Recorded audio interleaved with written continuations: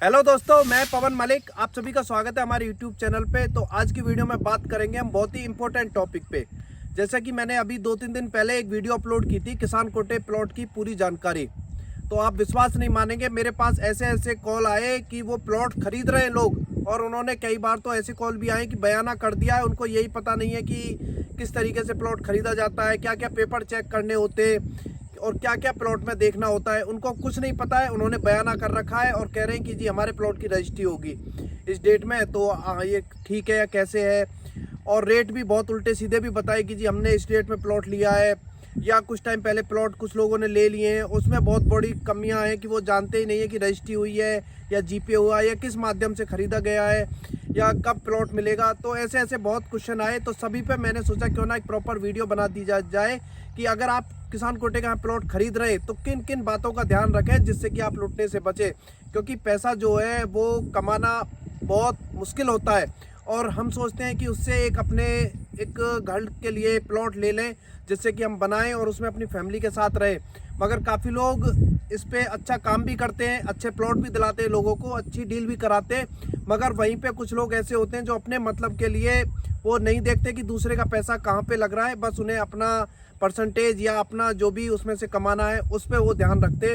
उन्हें मतलब नहीं है कि उसको प्लॉट मिलेगा नहीं मिलेगा, इसमें क्या दिक्कत है, वो सब चीज़ें वो नहीं देखते। तो इसी पे मैं एक क्लियर वीडियो बना रहा हूँ जिसमें आप इन चीज़ों का ध्यान रखें। अगर आप कहीं पे भी नोएडा, ग्रेटर नोएडा या यमुना में आप इस किसान कोटे के अगर प्लॉट खरीद रहे हैं तो इन पेपरों को ज़रूर चेक कर लें, और इन बातों की आपको जानकारी होनी चाहिए, तभी आप किसान कोटे में इन्वेस्ट करें। वरना आप यहाँ पे लुट सकते हैं और आपका पैसा जो वो वेस्ट जा सकता है।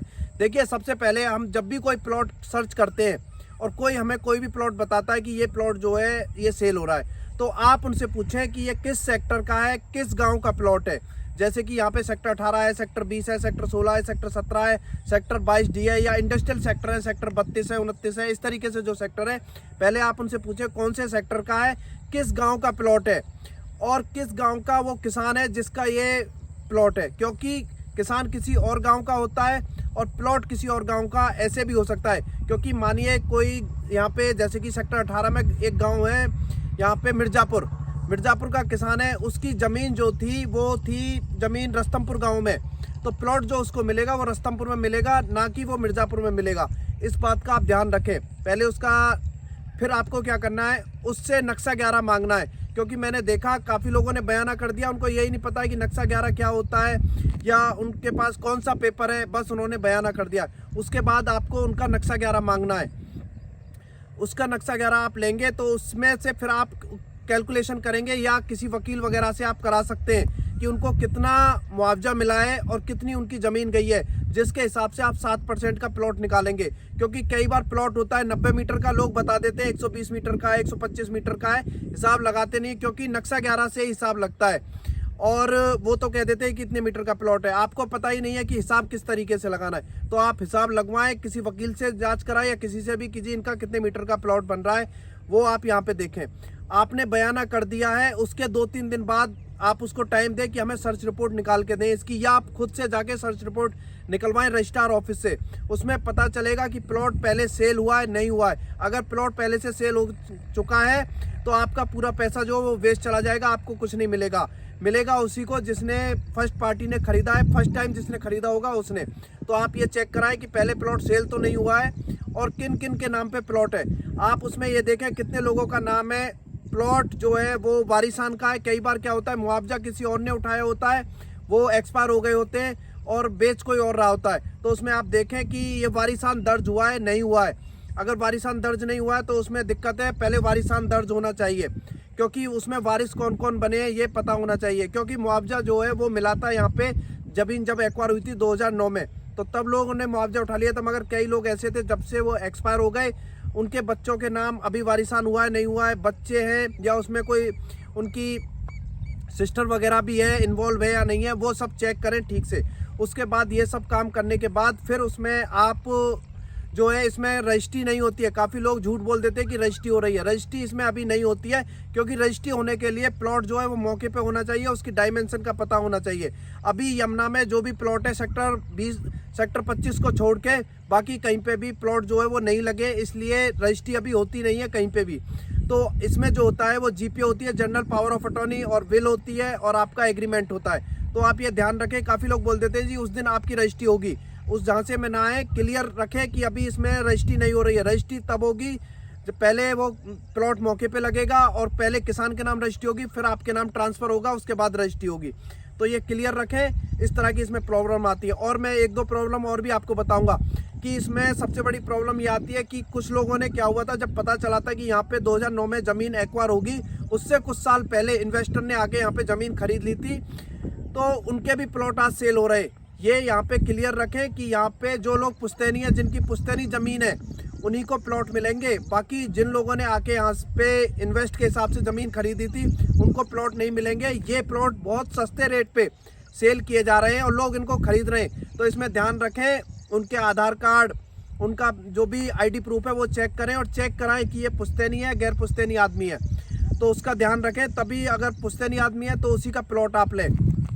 इस बात का इसमें ध्यान रखें। और कई लोग क्या करते हैं कि रेट बढ़ाने के चक्कर में फर्जी अलॉटमेंट लेटर जो होता है वो बनवा देते हैं कि हाँ जी इनको अलॉटमेंट लेटर मिल गया है। यहाँ पे मोस्टली अभी नक्शा 11 पे ही है। अलॉटमेंट लेटर जो मिलेंगे वो आपको सेक्टर 25 में देखने के लिए मिलेंगे। तो आप इस बात का ध्यान रखें कि इसमें यहाँ पे अभी आपको अलॉटमेंट लेटर जो है वो मोस्टली नहीं मिले हैं। तो आप यहाँ पे पहले इसमें ना आए कि जी इनको अलॉटमेंट लेटर मिल गया। अलॉटमेंट लेटर मिलने के अगर मिल भी गया तो भी उनका नक्शा 11 मांगे, क्योंकि नक्शा 11 से ही पता चलता है कितनी इनकी ज़मीन गई थी, कितना इनको प्लॉट मिलेगा।